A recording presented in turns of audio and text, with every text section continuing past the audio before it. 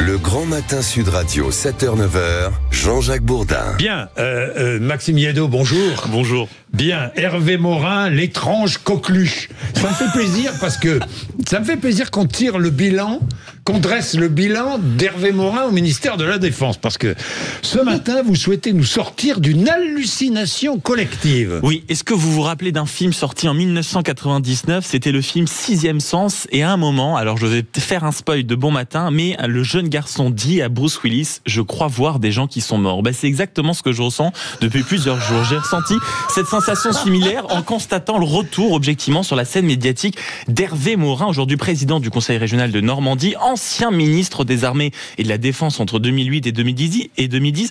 J'aime le rappeler parce que précisément personne s'en souvient. Parce que depuis quelques jours, il joue une étrange musique, utiliser ce passé-là pour évangéliser les téléspectateurs, les auditeurs et les lecteurs de journaux en donnant son avis sur absolument tout. Les troupes en Europe, les troupes en Ukraine, la dissuasion nucléaire et l'attitude du président de la République face à la guerre en Ukraine. Et en tant que ministre, mine de rien, c'est intéressant de savoir ce qu'il a fait à l'hôtel de Bruyères. Son bilan. C'est très simple, déjà, c'est 4 lettres. Révision générale des politiques publiques. Parce qu'en réalité, en 3 ans, Hervé Morin a totalement désossé l'armée. Rappelez-vous, en 2008, il y a une perspective des réductions budgétaires qui était tellement vertigineuse qu'elle a conduit un groupe d'officiers supérieurs et généraux des 3 armées qui, rappelez-vous, a créé le fameux scandale Surcouf, à sortir de leurs réserves dans le Figaro, où, si vous voulez, ils ont tiré totalement à boulet rouge contre les futures décisions du ministre de l'époque, Hervé Morin, en, je cite,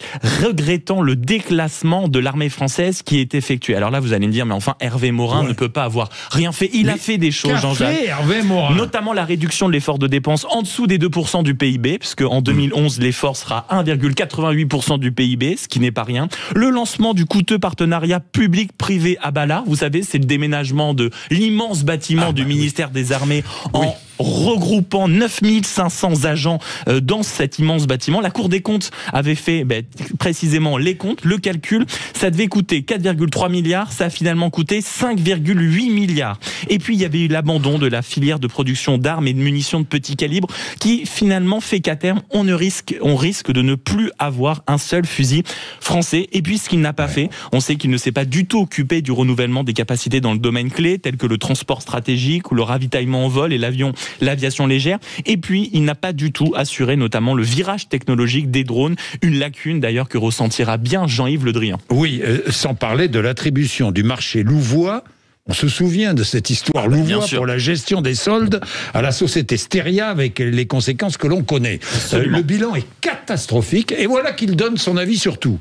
Ce qui est stupéfiant, c'est que d'autres personnalités étaient déjà sorties pour dénoncer les faiblesses d'Hervé Morin à l'époque. Oui, l'historien militaire Michel Goya. Exactement. Et c'est fascinant de voir encore aujourd'hui, si vous voulez, les confidences qu'on vous glisse. À l'époque, le SEMA dit, dixit Michel Goya, qui l'a sorti publiquement, glisse ceci. Hervé Morin veut exister politiquement, mais il est coincé au ministère de la Défense. Il n'y connaît rien et n'a aucune main sur les opérations. Celle-ci se déroulant entre le président de la République et moi. Il va donc essayer de réformer le ministère à mon détriment, voire au détriment des armées. Alain Duhamel, il a réussi à énerver Alain Duhamel, qui a exprimé son exaspération l'autre jour sur le plateau de BFM en racontant qu'il adorait les questions de défense, au point que Le Monde lui avait proposé à plusieurs reprises de devenir justement la personne qui pouvait couvrir les sujets militaires. Il raconte qu'il a passé un déjeuner d'1h30 avec Hervé Morin et qu'à la fin il en connaissait plus que lui. Il croisera le chef d'état-major des armées qui, après lui avoir dit mais écoutez, c'est pas possible d'avoir un ministre d'une aussi mauvaise qualité, le SEMA lui aurait répondu je ne peux pas vous dire le contraire.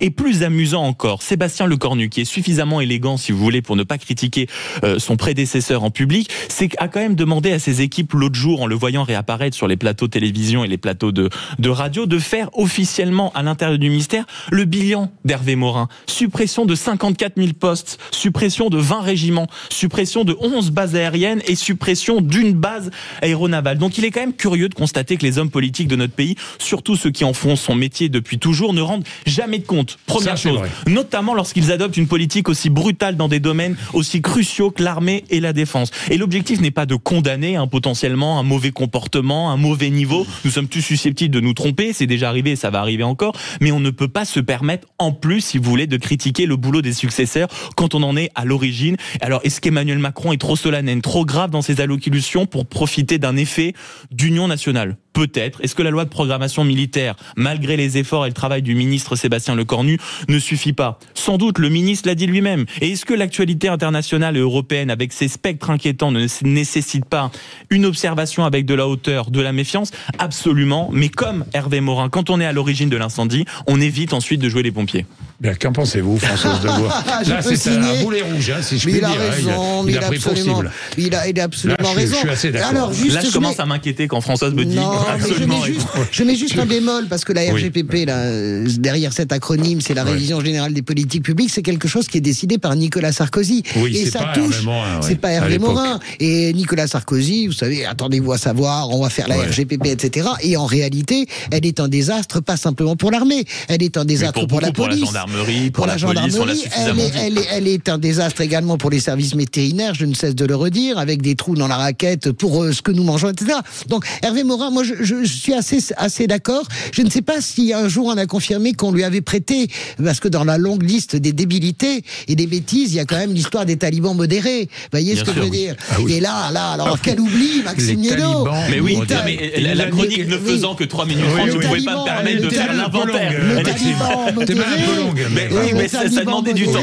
Ou le taliban inclusif, vous voyez ce que je veux dire ? On est quand même là chez quelqu'un qui n'y connaît rien, et d'ailleurs je trouve que c'est une très mauvaise, ça a été une très mauvaise idée de Nicolas Sarkozy de le nommer, il y avait des équilibres politiques à respecter. Mais au chapitre des morts, ce qui m'a beaucoup fait le plus rire, parce que ma religion est faite sur Hervé Morin, mais ce qui m'a fait le plus rire, c'est votre début de chronique avec les morts qui reviennent. Écoutez, on a Hervé Morin, on peut mettre Dominique de Villepin, sérieusement, il a mis la France à feu et à sang, il est sur tous les plateaux. Il y a pas un plateau où vous ne voyez pas Dominique de Villepin, parce qu'il a fait un discours à l'ONU. Le type est en train de faire oublier à la gauche qu'il a été de droite, qu'il a foutu tout le monde dans la rue. Mais qu'est-ce qui est le plus déprimant ? Moi, ça me frappe toujours quand on cite en effet des gens comme Dominique de Villepin. Mais c'est-à-dire que ça prouve, si vous voulez, à quel point pendant 20 ans, on n'a pas su faire, si vous voulez, exister des politiques d'un autre niveau. On n'est jamais mort en politique. Non, Maxime, alors non seulement on n'est jamais mort, regardez Bayrou. On y revient toujours à Bayrou. C'est pas ça, on y revient toujours, c'est une espèce de point entre nous. Non, c'est pas ce que je veux dire. Ça dit surtout que la presse a besoin, toujours à un moment donné, de s'enflammer pour une coqueluche et de la dévisser après. Vous verrez ce que donnera Dominique de Villepin pour la présidentielle. C'est même pas 1%, quoi. Voilà. Bien, 8h21.